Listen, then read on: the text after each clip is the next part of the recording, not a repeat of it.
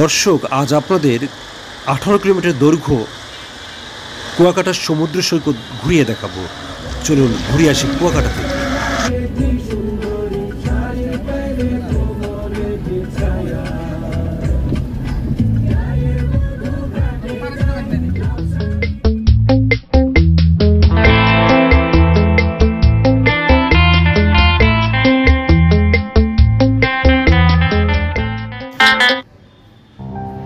কুয়াকাটা নামের পেছনে রয়েছে আরাকানিদের এদেশে আগমনের সাথে জড়িত ইতিহাস। কুয়া শব্দটি এসেছে কূপ থেকে। ধারণা করা হয় 18 শতকে মুঘল শাসকদের দ্বারা বার্মা থেকে বিতাড়িত হয়ে আরাকানিরা এই অঞ্চলে এসে বসবাস শুরু করে। তখন এখানে সুপেয় জলের অভাব পূরণ করতে তারা প্রচুর কুয়ো বা কূপ খনন করেছিল। সেই থেকে এই অঞ্চলের নাম হয়ে যায় কুয়াকাটা। পটুয়াখালী জেলার কলাপাড়া উপজেলার মহিপুর থানার কুয়াকাটা পৌরসভায় অবস্থিত। ঢাকা থেকে সড়ক পথের দূরত্ব 380 কিলোমিটার, বরিশাল থেকে 108 কিলোমিটার। কুয়াকাটা পটুয়াখালী সদর থেকে 70 কিলোমিটার দক্ষিণে অবস্থিত। কুয়াকাটা বাংলাদেশের দক্ষিণ পশ্চিমাঞ্চলের পটুয়াখালী জেলার একটি শহর ও পর্যটন কেন্দ্র। এটি বাংলাদেশের পটুয়াখালী জেলায় অবস্থিত। এখানে আছে কুয়াকাটার সমুদ্র সৈকত, যা পর্যটকদের কাছে সাগরকন্যা হিসেবে পরিচিত। 18 কিলোমিটার দৈর্ঘ্যের সৈকত বিশিষ্ট কুয়াকাটা বাংলাদেশের অন্যতম নৈসর্গিক সমুদ্র সৈকত। এটি বাংলাদেশের একমাত্র সৈকত যেখান থেকে সূর্যোদয় এবং সূর্যাস্ত দুটি দেখা যায়। দর্শক, আপনারা ভিডিওতে কুয়াকাটা সৈকত দেখছেন। কুয়াকাটা হিন্দু ও বৌদ্ধ সম্প্রদায়ের তীর্থস্থান। অগণিত ভক্তরা এখানে রাস পূর্ণিমা এবং মাঘী পূর্ণিমা উৎসবে উপস্থিত হয়। এই উপলক্ষে তীর্থযাত্রীরা উপসাগরের পবিত্র স্নান করে এবং ঐতিহ্যবাহী মেলায় অংশ নেয়। সমুদ্র সৈকতের পাশে অবস্থিত 100 বছরের পুরনো বৌদ্ধ মন্দিরে গৌতম বুদ্ধের মূর্তি এবং দুটি 200 বছরের পুরনো কূপ রয়েছে। এই শহর ও এর সন্নিকটবর্তী যে সকল দর্শনীয় স্থান রয়েছে সেগুলি হল কুয়াকাটা সমুদ্র সৈকত, ফাত্রার বন। ফাত্রার বন সমুদ্র সৈকতের পশ্চিম দিকের সংরক্ষিত ম্যানগ্রোভ বন, যা দ্বিতীয় সুন্দরবন হিসেবে পরিচিত। কুয়াকাটা সমুদ্র সৈকতের কাছে রয়েছে রাখাইন পল্লী।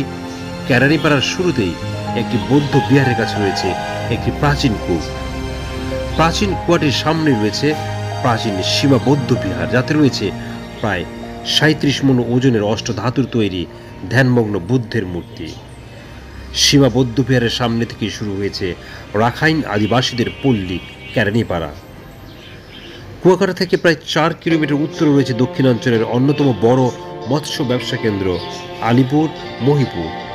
কুয়াকাটা সমুদ্র সৈকত থেকে প্রায় 8 কিলোমিটার পূর্বে রাখাইন আদিবাসীদের আবাসস্থল মিশ্রপাড়ায় রয়েছে একটি বৌদ্ধ বিহার, যাতে রয়েছে উপমহাদেশের সবচেয়ে বড় বৌদ্ধ মূর্তি। দর্শক, আপনাদের দেখাচ্ছি 18 কিলোমিটার দীর্ঘ কুয়াকাটা সমুদ্র সৈকত। এক্সপ্লোর বিউটি বাংলাদেশ বাংলাদেশের আনাচে কানাচে ছড়িয়ে থাকা সকল সৌন্দর্য আপনাদের সামনে তুলে ধরে। দেশি বিদেশি পর্যটক যাতে বাংলাদেশে ভ্রমণ করে, তারা বাংলাদেশকে সহজে জানতে পারে, সেজন্য বাংলাদেশ সম্পর্কে ধারণা দেওয়ার জন্য আমাদের আনাচে কানাচে ছড়িয়ে থাকা সকল সৌন্দর্য এবং জায়গা ভিডিওর মাধ্যমে আমরা তুলে ধরি। বাংলাদেশের যে কটি সমুদ্র সৈকত রয়েছে তার মধ্যে কুয়াকাটা অন্যতম। সাধারণত সৈকত বলতে আমরা কক্সবাজার বুঝে থাকি, এবং কক্সবাজার এবং চিটাগাং রয়েছে পতেঙ্গা সি বিচ বা পতেঙ্গা সমুদ্র সৈকত, এবং তারপরেই রয়েছে কুয়াকাটা সমুদ্র সৈকত। এই 3টি সৈকতে প্রতিদিন হাজার হাজার পর্যটক বিনোদনের জন্য এখানে ছুটে আসছে। আপনারা সময় এবং সুযোগ পেলে এই কুয়াকাটা সমুদ্র সৈকত দেখবেন। কয়েকজন মিলে অবশ্যই ঘুরতে যাবেন নিরাপত্তার জন্য, কারণ মাঝে মাঝে এখানে অপ্রত্যাশিত কিছু ঘটনা ঘটে। কুয়াকাটায় বেশ কিছু হোটেল রয়েছে এবং সৈকত ঘেঁষে। কক্সবাজারের মতো তেমন নয় যে হোটেল পাওয়া যাবে না, তা নয়। এখানে অনেক সস্তায় হোটেল রয়েছে। কুয়াকাটায় বেড়াতে গেলে ঢাকা থেকে বা ঢাকার সায়দাবাদ থেকে গ্রিন লাইনের কিংবা শ্যামলী পরিবহন যে গাড়িগুলি সেখানে যায় তা দিয়ে আপনারা কুয়াকাটায় সরাসরি যেতে পারবেন। দর্শক, দেখছেন সমুদ্র সৈকত কুয়াকাটা। এই সৈকত 18 কিলোমিটার দৈর্ঘ্য। বাংলাদেশের দর্শনীয় যে জায়গাগুলি রয়েছে তার মধ্যে কুয়াকাটা অন্যতম। প্রতিদিন এখানে প্রচুর দর্শক এবং দেশি বিদেশি পর্যটক বেড়াতে আসে। সুযোগ এবং সময় পেলে বাংলাদেশকে জানবেন, দেখবেন, মানুষকে জানাবেন। এক্সপ্লোর বিউটি বাংলাদেশ বাংলাদেশের আনাচে আনাচে ছড়িয়ে থাকা সকলের সামনে তুলে ধরে। কুয়াকাটায় বেড়াতে গেলে অবশ্যই যে দর্শনীয় জায়গাগুলির কথা বললাম তা দেখতে ভুল করবেন না। যেহেতু কুয়াকাটা অল্প একটু ছোট জায়গায়, তাই একদিন থেকে সেই জায়গাগুলি আপনারা সহজেই ঘুরে দেখতে পারেন। বাংলাদেশ প্রাকৃতিকভাবে সমৃদ্ধ একটি দেশ।